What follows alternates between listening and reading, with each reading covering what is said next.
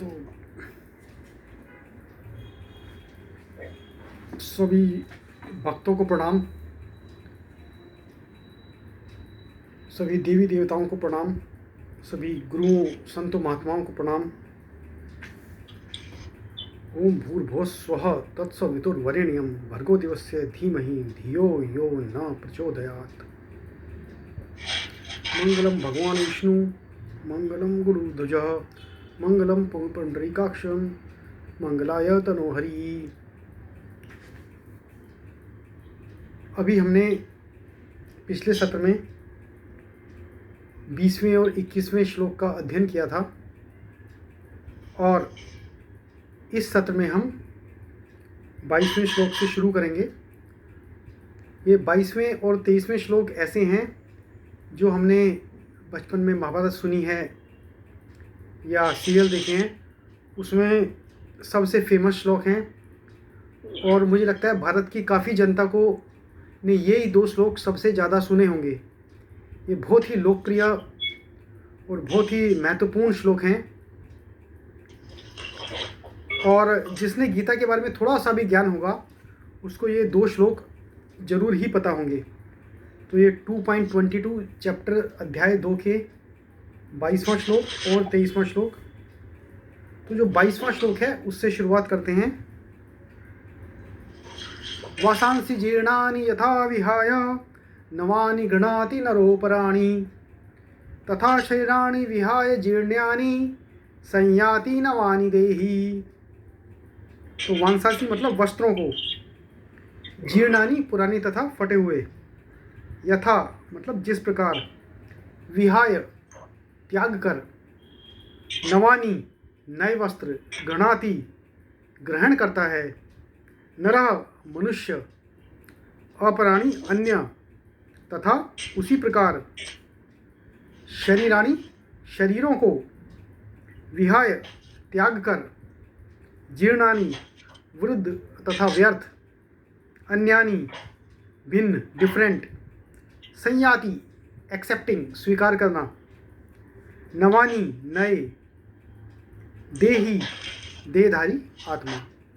तो इसका अर्थ क्या हुआ? जिस प्रकार मनुष्य पुराने वस्त्रों को त्याग कर नए वस्त्र धारण करता है, उसी प्रकार आत्मा पुराने तथा व्यर्थ के शरीरों को त्याग कर नवीन भौतिक शरीर धारण करता है। तो इससे पहले के श्लोकों में श्री कृष्ण भगवान ने अलग अलग तरीक़ों से अर्जुन को समझाने की कोशिश की है कि ये जो आत्मा है ये अजर अमर है, सत है, और जिस प्रकार मनुष्य अपने कपड़े बदलता है, हर दिन हम नए कपड़े पहनते हैं या वस्त्र चेंज करते हैं, उसी प्रकार यह आत्मा भी पुराने शरीर का त्याग करके नए शरीर को धारण करता है। बहुत ही प्रसिद्ध श्लोक है ये। तो अणु आत्मा द्वारा अभी बताया था कि जो आत्मा का जो साइज है बहुत ही, हम एक अनुरूप हैं, परमात्मा से हम जुड़े हुए हैं, लेकिन कोई आत्मा परमात्मा नहीं है, आत्मा अनुरूप है। तो अणु आत्मा द्वारा शरीर का परिवर्तन एक स्वीकृत तथ्य है। हमने पिछले श्लोक के अंदर भी देखा था कि आत्मा कभी बदलता नहीं है, सिर्फ शरीर ही बदलता है। शरीर की बहुत सी अवस्थाएं होती हैं, शिशु, बाल्य रूप, किशोर, तरुण, वृद्ध और जर्जर शरीर, उसके बाद मृत्यु। तो कभी ऐसा होता है कि हमारा जो शरीर 50 साल पहले था, 60 साल पहले था, 10 साल पहले था, शरीर में निरंतर परिवर्तन होता रहता है, आत्मा में परिवर्तन नहीं होता। आत्मा पहले भी वही था, आज भी वही है और कल भी वही रहेगा। आधुनिक विज्ञानी जन तक जो आत्मा के अस्तित्व पर विश्वास नहीं करते, अभी जो साइंस जो है वो कहते हैं कि नहीं भाई हमने कभी देखी नहीं तो कैसे विश्वास करें। लेकिन जो चीज़ दिखती नहीं है वो हमारे इंद्रियों की लिमिटेशंस हैं, ऐसा नहीं है कि वो नहीं है। अभी किसी पर्वत के पीछे हमें धुआं उठता हुआ दिख रहा है, तो कोई कहेगा भाई यहाँ पे आग लगी है, तो हमें आग दिख नहीं रही, लेकिन हमें एक महसूस हो रहा है कुछ आग है, तभी धुआं आ रहा है। पर साथ ही हृदय से शक्ति साधन की व्याख्या भी नहीं कर पाते, उन परिवर्तनों को स्वीकार करने को बाध्य हैं जो बाल्यकाल से कौमारावस्था और फिर तरुणावस्था तथा वृद्धावस्था में होते रहते हैं। तो वो परिवर्तन कैसे होते हैं, है ना? तो साइंस ये तो स्वीकार करता है कि भाई इस बाल्यावस्था से वृद्धावस्था तक there are various stages in human development. वृद्धावस्था से यही परिवर्तन दूसरे शरीर में स्थानांतरित हो जाता है। But science is not able to understand after the death of a person, एक वृद्धावस्था आई, मृत्यु हुई, फिर जीवन चलता रहता है, वो दूसरे शरीर में चला जाता है। तो दूसरे आत्मा जो है, अणु आत्मा है, उसने दूसरे शरीर को धारण किया। और जो ये डिफरेंट शरीर हैं या जो मटेरियल है, this all everything is material, these are combination of different proportions of various elements। तो वो जिस प्रोपोर्शन में है 0.0001% से लेके अनगिनत परसेंट तक, वी डोंट नो कि किस प्रोपोर्शन में कौन सा तत्व मिला है कि एक बिच्छू का जन्म हुआ या एक हाथी का जन्म हुआ या एक इंसान का जन्म हुआ, बट सबका मूल तत्व एक ही है।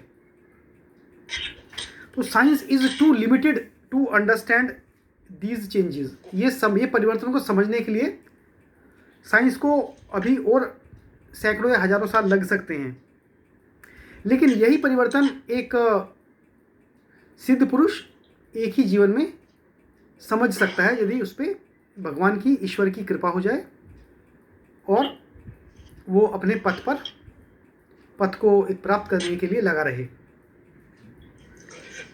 इसकी व्याख्या श्लोक में, पिछले श्लोक जो मैंने 2 वीक पहले के श्लोक में बताया था, 2.13 में ये चीज़ बताई है, जिसमें वृद्धावस्था से लेके बाल्यावस्था तक की जो डिफरेंट शरीर की भौतिक अवस्थाएं हैं, इसके बारे में बताया गया था। अभी क्या है, अणु आत्मा का दूसरे शरीर में स्थानांतरण परमात्मा की कृपा से संभव होता है। अब ये कैसे संभव है कि एक आत्मा दूसरे शरीर को ले लेती है? ये प्रभु की कृपा से होता है। परमात्मा, एक हमारी अणु आत्मा, एक परम आत्मा है जिसको परमात्मा बोलते हैं। परमात्मा अणु आत्मा की इच्छाओं की पूर्ति उसी तरह करते हैं जिस प्रकार एक मित्र दूसरे की इच्छा पूर्ति करता है। अभी किसी दोस्त ने बोला, यार एक चाय पिला दे, चाय पीने का मन है। तो दूसरा मित्र बोला, चल भाई चल, टपरी पे चलते हैं, ढाबे पे चलते हैं, रेस्टोरेंट में चलते हैं, चल, इसमें कौन सी बड़ी बात है। एक पुत्र ने अपने पिता से कहा कि मुझे फल खाने की इच्छा है, मुझे अमरूद खाना है, तो उसके पिता ने उसे अमरूद ला के दिया। तो इसी प्रकार कर्मों के आधार पर एक आत्मा की इच्छा, एक अणु आत्मा की इच्छा है इस शरीर को धारण करने की, जिसे परमात्मा पूरा करते हैं। मुंडक, अभी काफ़ी सारे उपनिषद हैं, आपको पता है कि 108 उपनिषद हैं, उसमें से जो मुंडको उपनिषद है और श्वेताश्वतर उपनिषद है में आत्मा तथा परमात्मा की उपमा 2 मित्र पक्षियों से दी गई है। तो ये दोनों मित्र हैं, एक परमात्मा है और एक अणु आत्मा है, ये दोनों आपस में मित्र हैं। ये दोनों कभी दूसरों से अलग नहीं थे, कभी जुदा नहीं थे, तो जो नई किसी से प्रकट हुए हैं, ये पहले भी थे, अभी भी हैं और आगे भी रहेंगे। इनका अस्तित्व दोनों का, आत्मा का और परमात्मा का कोई हिस्ट्री नहीं है कि कब पैदा हुए, कोई हिस्ट्री, कोई इनका फ्यूचर भी नहीं है कि कब ये जाएंगे। इसमें कहा गया कि ये हमेशा से ही विद्यमान थे और हमेशा से ही विद्यमान रहेंगे। अभी क्या है कि जो दो मित्र पक्षी हैं वो एक वृक्ष की डाल के ऊपर बैठे हुए हैं।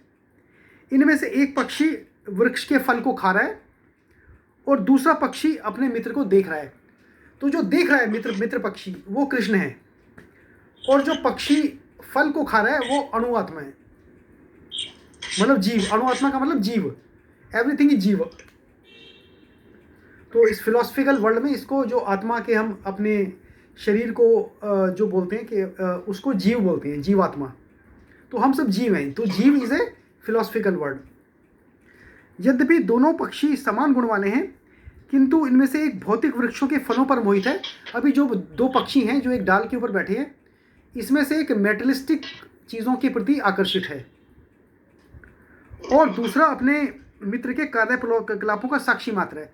तो वन इज ऑब्जर्वर, एक होता है एक साइलेंट स्पेक्टेटर, साइलेंट ऑब्जर्वर। तो एक आदमी भौतिक फलों के स्वाद को चख रहा है, तो स्वाद को दिख रहा है बड़ा अच्छा मीठा है, फल मीठा है, फल मीठा है, और उसे चख रहा है। दूसरा पक्षी अपने मित्र को खाली देख रहा है, he is a silent Spectator, सिर्फ ऑब्जर्व कर रहा है। अभी कौन है वो जो ऑब्जर्व कर रहा है? जो साक्षी सिर्फ देख रहा है, वो उसे रोकता नहीं है, वो सिर्फ ऑब्जर्व कर रहा है उसको। तो जो साक्षी है, जो देख रहा है, वो कृष्ण है, और अर्जुन जो है फल भोक्ता पक्षी, जो उस फल को भोग रहा है, फल भोक्ता पक्षी वो अर्जुन है। यद्यपि दोनों मित्र हैं, दोनों फ्रेंड्स हैं, एक स्वामी है और दूसरा सेवक है, अणु आत्मा द्वारा इस संबंध की विस्मृति ही उसके एक वृक्ष से दूसरे पर जाने या एक शरीर से दूसरे में जाने का कारण है। अभी क्या है कि अभी एक पक्षी ने एक फल खाया, अभी उसे दूसरे वृक्ष के ऊपर गया, तो ये एक शरीर, एक जो वृक्ष है वो एक शरीर है, और पक्षी दूसरे वृक्ष पे गया, वो एक दूसरा शरीर है। तो इस संबंध, जो इस संबंध है, वो एक शरीर से दूसरे शरीर में जाने का एक कारण है। जीवात्मा प्राकृत शरीर रूपी वृक्ष पर अत्यधिक संघर्षशील है, किंतु जो ही वह दूसरे पक्षी को परम गुरु के रूप में स्वीकार करता है, जिस प्रकार अर्जुन कृष्ण का उपदेश ग्रहण करने के लिए स्वेच्छा से उनके शरण में जाते हैं, त्यों ही परतंत्र पक्षी तुरंत सारे शोकों से विमुक्त हो जाता है। तो एक यदि वो पक्षी अपने दूसरे पक्षी को गुरु स्वीकार करता है, जैसे अर्जुन ने कृष्ण को गुरु स्वीकार किया, वो बिल्कुल परतंत्र से स्वतंत्रता की तरफ चला जाता है। मुंडक उपनिषद 3.1.2 थर्ड चैप्टर फर्स्ट श्लोक दूसरा उसका पद, और श्वेताश्वतर उपनिषद चौथे अध्याय का 7वां श्लोक 4.7 समान रूप से इसकी पुष्टि करते हैं। तो उपनिषद में भी इसके बारे में बताया गया है। समाने वृक्ष पुरुषो निमग्नो निश्या सोचति मुह्यमानः जुष्टम यदा पश्यत्यन्मिष्य समस्य महिमानमिति वीतशोकः। तो ये क्या, इसका क्या मतलब हुआ इस श्लोक का? यद्यपि दोनों पक्षी एक ही वृक्ष पर बैठे हैं, किंतु फल खाने वाला पक्षी वृक्ष के फल के भोक्ता रूप में चिंता तथा विषाद में निमग्न है। यदि किसी तरह वह अपने मित्र भगवान की ओर उन्मुख होता है और उनकी महिमा को जान लेता है, तो वह कष्ट भोगने वाला पक्षी तुरंत समस्त चिंताओं से मुक्त हो जाता है। लेकिन वो जो शरीर रूपी, जो वृक्ष रूपी जो फल है, उसी का अट्रैक्शन इतना ज़्यादा है कि उसे ही छोड़ नहीं पा रहा है वो। तो भगवान की तरफ देखेगा क्या, अपने दोस्त की तरफ, अपने मित्र की तरफ देखेगा क्या? यदि वो उनकी तरफ देख ले तो अपनी सभी चिंताओं से मुक्त हो जाएगा। अब अर्जुन ने अपना मुख अपने शाश्वत मित्र, शाश्वत मतलब एटर्नल, कृष्ण की ओर फेरा है और उनमें भगवत गीता समझ रहा है। इस प्रकार वह कृष्ण से श्रवण करके भगवान की परम महिमा को समझकर शोक से मुक्त हो सकता है। अभी कृष्ण इतना ज्ञानी तो, अर्जुन इतना ज्ञानी तो था, उसे पता है कि मैं अज्ञान से ग्रसित हूँ, मोह से ग्रसित हूँ। अभी कृष्ण मुझे इस मोह और अज्ञान से निकाल सकते हैं, इतना उसे समझ था, इसलिए वो उनकी तरफ अग्रसर हो रहा है। और उसे पता है कि एक बार अग्रसर हो जाऊंगा तो मुझे मोह से ये पार ले ही जाएंगे, इतना तो उनको ज्ञान था। यहाँ भगवान ने अर्जुन को उपदेश दिया है कि वह अपने पितामह तथा गुरु के देहांतरण पर शोक प्रकट न करे। अब उनके पितामह कौन थे? भीष्म पितामह। और गुरु कौन थे? गुरु द्रोणाचार्य, गुरु कृपाचार्य, जो वहाँ कुरुक्षेत्र की भूमि में लड़ने के लिए उद्यत थे कौरवों की तरफ से। तो उनका भाई उस पर शोक प्रकट न करो, क्योंकि वो एक शरीर हैं, वो उनके आत्मा तो ना ही तो तू मार सकता है ना ही वो मर सकते हैं। तो शरीर के लिए क्यों शोक कर रहा है? ये पूरा दोनों का विवाद, दोनों का एक चर्चा चल रही है। अभी तो अपने इसे धर्म युद्ध में उनके शरीरों का वध करने में प्रसन्न होना चाहिए, जिससे वे सब विभिन्न शारीरिक कर्म फलों से तुरंत मुक्त हो जाएं। अभी कुछ लोगों का एक बहुत गहरा इसके अंदर भाव है कि भाई उसने क्या क्या कर्म किए कि भाई वो तो बिल्कुल जन्मते ही मर गया या कुछ साल के बाद मर गया। तो इसमें एक अच्छी चीज़ बताई गई है कि यदि ये शरीर के जो कर्म फल हैं, इनको भोगना जितना भोगा था, आते ही कोई शरीर, दूसरा शरीर मिल जाता है, कोई जिसकी आयु कम है वो दूसरे शरीर के अंदर, इसका मतलब उसने बहुत अच्छे कर्म किए होंगे कि उसे इस संसार रूपी माया के काफ़ी कष्ट नहीं भोगने पड़े और वो तुरंत ही इस माया बंधन से मुक्त होकर दूसरे शरीर में गया है। क्योंकि ऐसा कहा जाता है कि कई हजारों साल के बाद, कई लाखों शरीरों को लेने के बाद मनुष्य को मोक्ष जरूर मिलेगा, ऐसा भी कुछ फिलॉसफी में कहा गया है। तो जो जितना जल्दी शरीर कवर कर ले उतना उस प्राणी मात्र के लिए फलदायक है। तो इसमें कहा गया है कि भाई यदि तू इनका वध कर देगा, भीष्म पितामह और द्रोणाचार्य का, तो जो ये कर्म फल से बंधे हुए हैं ये इमीडिएटली इन कर्म बंधों से मुक्त हो जाएंगे। बलिवेदी पे या धर्म युद्ध में प्राणों को अर्पित करने वाला व्यक्ति तुरंत शारीरिक पापों से मुक्त हो जाता है और उच्च लोक को प्राप्त होता है। तो भाई इनका वध कर ताकि ये उच्च लोक को प्राप्त हो, एक हायर इकोलॉन पे ये लोग जाएं, अपनी आगे की जर्नी ये लोग प्रारंभ कर पाएं। लेकिन यदि तूने मारे गए नहीं तो ये आपने उन्हें स्टॉप कर दिया है अपने आध्यात्म जर्नी पे आगे बढ़ने से।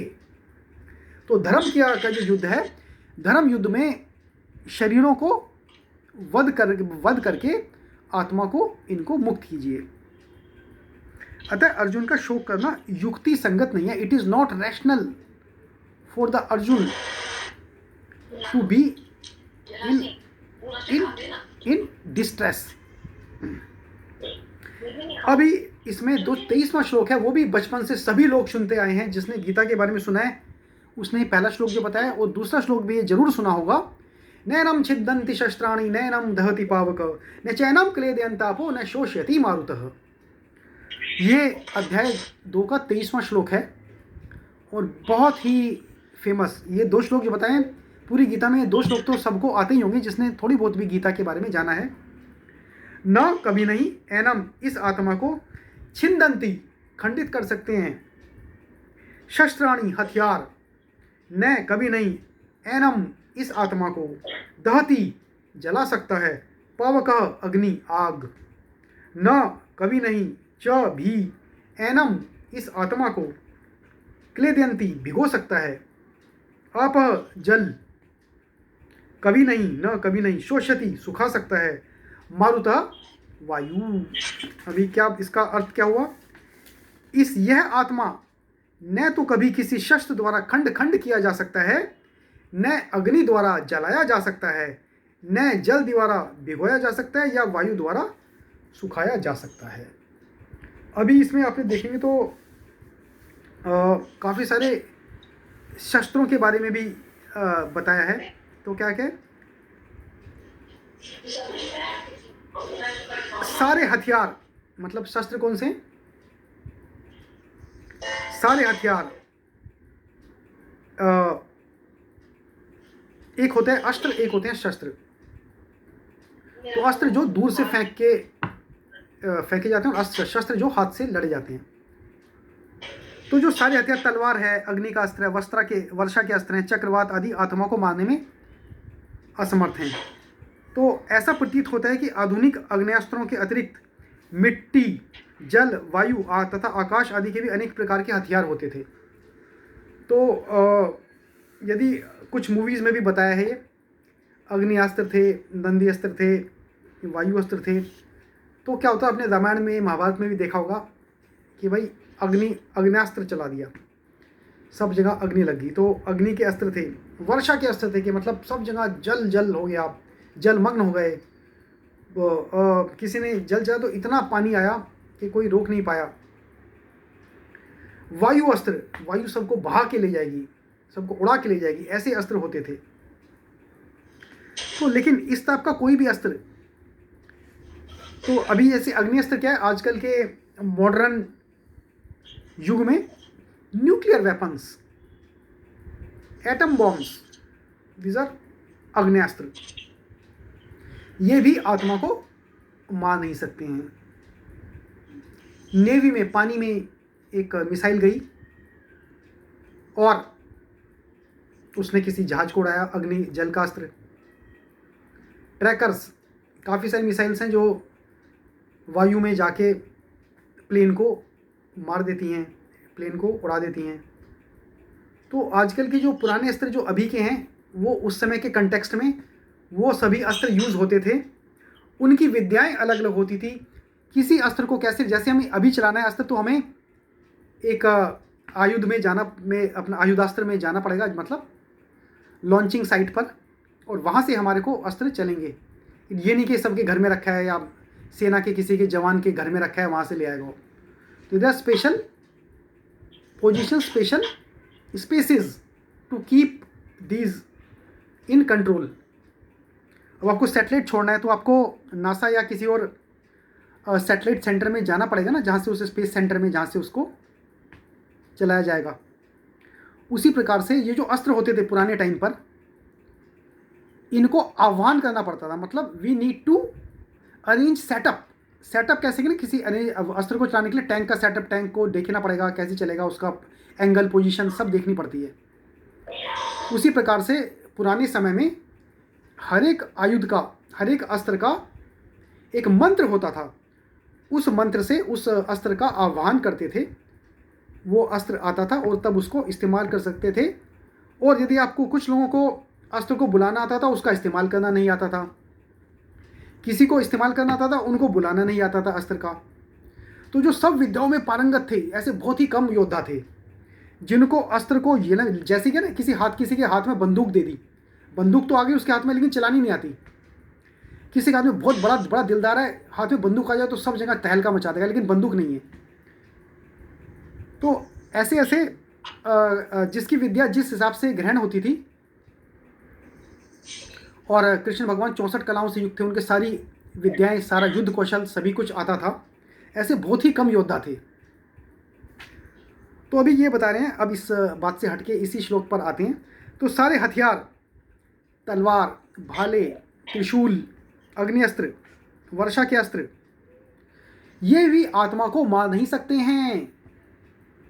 ऐसा प्रतीत होता है कि आधुनिक आग्नेयास्त्रों के अतिरिक्त मिट्टी, जल, वायु तथा आकाश के भी अनेक प्रकार के हथियार होते थे।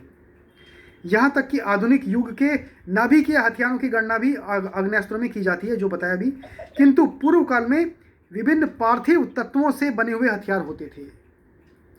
तो एलिमेंट से कुछ स्पेशल लोग होते थे जो उनको बनाते थे। किसी ऋषि के कंट्रोल में होते थे वो हथियार, किसी देव के कंट्रोल में होते थे, किसी गण के कंट्रोल में होते थे, किसी देवी के कंट्रोल में होते थे।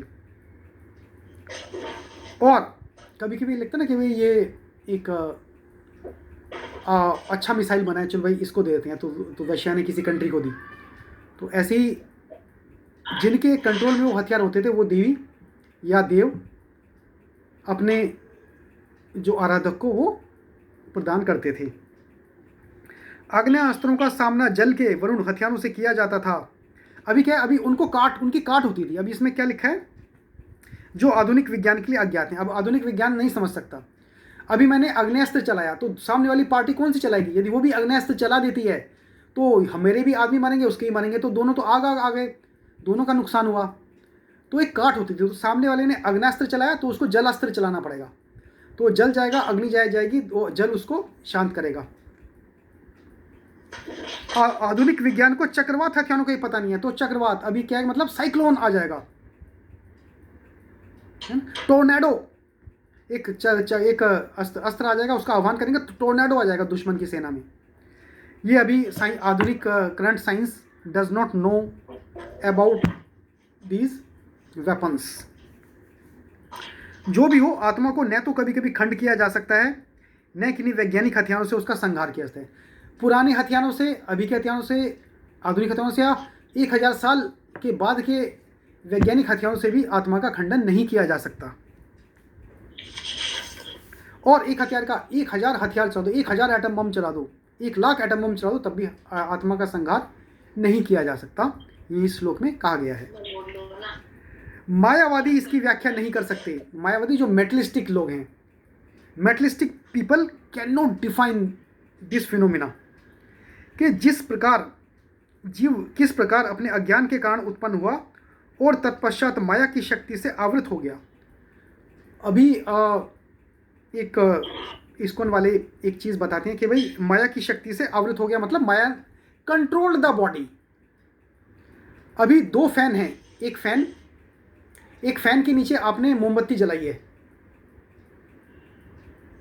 फैन बंद है अभी, और अभी जैसे सर्दी का समय है, लोग अलाव जलाते हैं, है ना, कैंप फायर करते हैं, तो उसमें बहुत बड़ा एक कैंप फायर है, उसमें अपना ये बोन फायर जलाया एक जगह पे, उसके ऊपर पंखा लगाया बोन फायर के ऊपर, और एक मोमबत्ती के ऊपर पंखा लगाया। तो जब पंखा चलेगा तो किसके बुझने की संभावना ज़्यादा है? मोमबत्ती बुझ जाएगी ना, जैसे ही पंखा चला मोमबत्ती बुझ गई, कंट्रोल में आ गई हवा की। अभी वो पंखा अलाव के सांप के ऊपर चलाया तो अलाव तो और ज़्यादा भड़केगा, और ज़्यादा भड़केगा, उसकी आग एक पंखा कंट्रोल नहीं कर सकता। तो ये जो पंखा है ये माया है, और जो ये मोमबत्ती है वो शरीर है एक। तो एक माया ने शरीर को, मोमबत्ती को तो कंट्रोल कर लेगा, लेकिन कुछ कुछ शरीर, कुछ कुछ जीवात्मा इतने प्रबुद्ध हो जाते हैं कि वो अलाव बन जाते हैं, वो मोमबत्ती नहीं रहते, तो उनको माया का प्रभाव नहीं होता। अभी क्या है कि न ही आदि परमात्मा से जीवों को विलग कर पाना संभव होता, परंतु सारे जीव परमात्मा से विलग हुए हुए अंश हैं, परमात्मा से अलग हुए हुए अंशी तो हैं। सारे अणुआत्मा परमात्मा से अलग हुए हुए अंशी तो हैं। जीवों में सनातन अणु आत्माएं, अतः माया द्वारा आवृत होने की उनकी प्रवृत्ति स्वाभाविक है। इस तरह वे भगवान की संगति से पृथक हो जाते हैं, जिस प्रकार अग्नि के स्फुलिंग अग्नि से विलग होते ही बुझ जाते हैं। अब स्फुलिंग क्या मतलब होता है? उसके होता है ना, उसके वो शरारे अग्नि के, तो जब अग्नि होती है शरारे जाते हैं ना ऊपर हवा में, अभी बुझ गए। तो वैसे ही दिखाया कि जब परमात्मा से जो सब सनातन अणु जो आत्मा है वो जैसे में अलग है, वो माया द्वारा आवृत होने पर उनकी प्रवृत्ति स्वाभाविक, वो शरीर में गए और शरीर की प्रवृत्ति स्वाभाविक है, माया से आवृत हो जाती है। और यद्यपि दोनों के गुण समान है। अब जैसे जो आग का शरारा है, छोटा सा एक अग्नि का एक तिनका है, वो गया ऊपर, आप देखो अग्नि के ऊपर गया और इमीडिएटली बंद हो जाता है। उसका प्रकृति और इसकी प्रकृति सेम है, साइंटिफिकली बोथ आर सेम, उनके कैरेक्टरिस्टिक सेम है, लेकिन वो ऊपर जाती हवा में जाती बंद हो गया। वराह पुराण में जीवों को परमात्मा का भिन्न अंश कहा गया है। भगवत गीता के अनुसार भी वे शाश्वत रूप से ऐसे ही हैं, अतः मोह से मुक्त होकर भी जीव पृथक अस्तित्व रखता है, जैसे कि कृष्ण द्वारा अर्जुन को दिए गए उपदेशों से स्पष्ट है। तो उसका आत्मा का अस्तित्व हमेशा रहेगा। वो शरीर मतलब इस शरीर से मुक्त हुआ, दूसरे शरीर में गया, लेकिन उसका कैरेक्टरिस्टिक सेम है। श्री कृष्ण अर्जुन कृष्ण के उपदेश के कारण मुक्त तो हो गया, किंतु कभी भी कृष्ण से एकाकार नहीं हुआ। तो अभी यह है कि अभी अर्जुन को अभी वो एक्सेप्ट नहीं कर पा रहा कि भाई ये क्या कह रहे हैं। अर्जुन के मन में अभी शंका है और वो एक्सेप्ट अभी नहीं कर पा रहा है। तो अभी हमने 22वां और 23वां श्लोक सुना था। ये श्री श्री कृष्ण कृपा पूर्ति श्रीमद A.C. भक्ति वेदांत स्वामी श्रील प्रभुपाद जी के जो इस्कॉन के संस्थापक गुरु हैं, आचार्य हैं, उनकी गीता से। तो आइए देखते हैं दूसरी गीताएं इन श्लोके के बारे में क्या कहती हैं। तो मैं एक यथार्थ गीता लेता हूँ जो स्वामी अड़गड़ानंद जी की हैं, जो अंधेरी ईस्ट में बॉम्बे का इनका आश्रम है। ये स्वामी क्या बोलते हैं।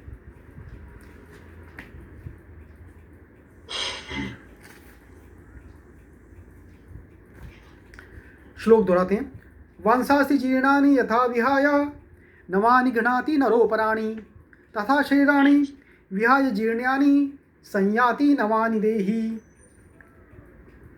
जैसे मनुष्य जीर्णानि वांसासि, जीर्ण शीर्ण पुराने वस्त्रों को त्याग कर नए वस्त्रों को ग्रहण करता है, ठीक वैसे ही यह जीवात्मा पुराने शरीरों को त्याग कर दूसरे नए शरीरों को धारण करता है। जीर्ण होने पर ही नया शरीर धारण करना है तो शिशु क्यों मर जाते हैं? यह वस्त्र तो और विकसित होना चाहिए।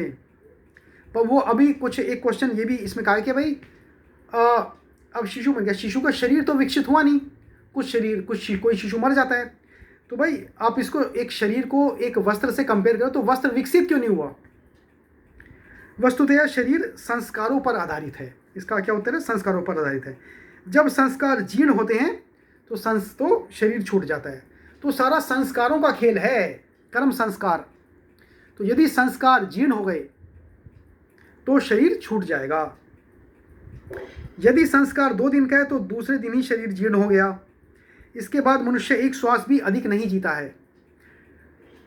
कोई कितना भी साइंस कितनी भी डेवलप हो जाए, मनुष्य के पास कितना भी पैसा हो, पूरे वर्ल्ड का राजा हो, वो अपने एक सांस पर भी कंट्रोल नहीं कर सकता। अगले एक सांस में क्या होने वाला है किसी को आज तक पता नहीं चला है और ना ही पता चलेगा और ना ही पता चला है। अगले एक पल क्या होने वाला है नोबडी नोज। संस्कार ही शरीर है। आत्मा संस्कारों के अनुसार नया शरीर धारण करता है। तो इसे कोई कर्म फल बोलता है, कोई इसे संस्कार बोलता है, तो ये गुरुजी ने इसमें संस्कार बोला है। तो अपने कर्म कैसे हैं उसके बेसिस पे नया शरीर मिलेगा। अथ खलु क्रतुमयः पुरुषो यथा क्रतुस्मिन् लोके पुरुषो भवति तथेतः प्रेत्या भवति। ये छांदोग्य उपनिषद का इन्होंने एग्जाम्पल लिया है। 3 अध्याय 14वां श्लोक।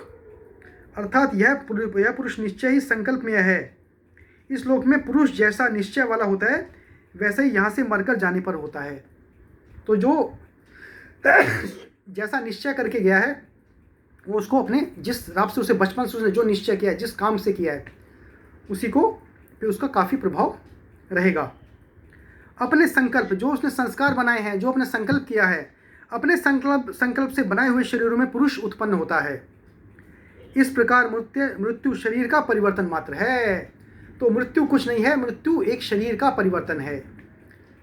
एक शरीर इस समय था, अभी दूसरे शरीर में है, फिर तीसरे शरीर में है, फिर 10वें शरीर में है, फिर 500वें शरीर में है, फिर 5 लाखवें शरीर में है। तो ये शरीर परिवर्तन है खाली। आत्मा तो कभी नहीं मरता। पुनः इसकी अजरता अमरता पर बल देते हैं। तो नम छिदंति शस्त्राणि नम दहति पावक न चैनम कलेदयन्त्यापो न शोषयति मारुतः।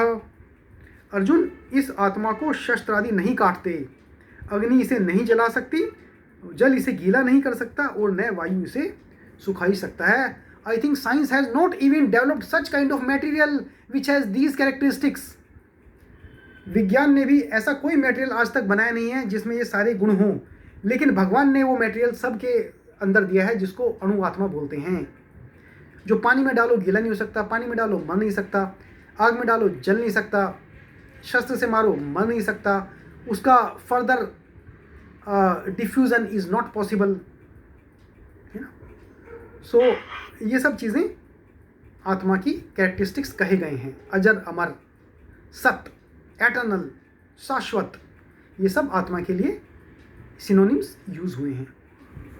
तो अभी आगे देखते हैं और लोगों ने इसके बारे में क्या है। आप लोगों को ज्ञानेश्वरी गीता के बारे में मैंने बताया था। संत ज्ञानेश्वर जो महाराष्ट्र के हैं वो इसके बारे में क्या कहते हैं, इस श्लोक के बारे में।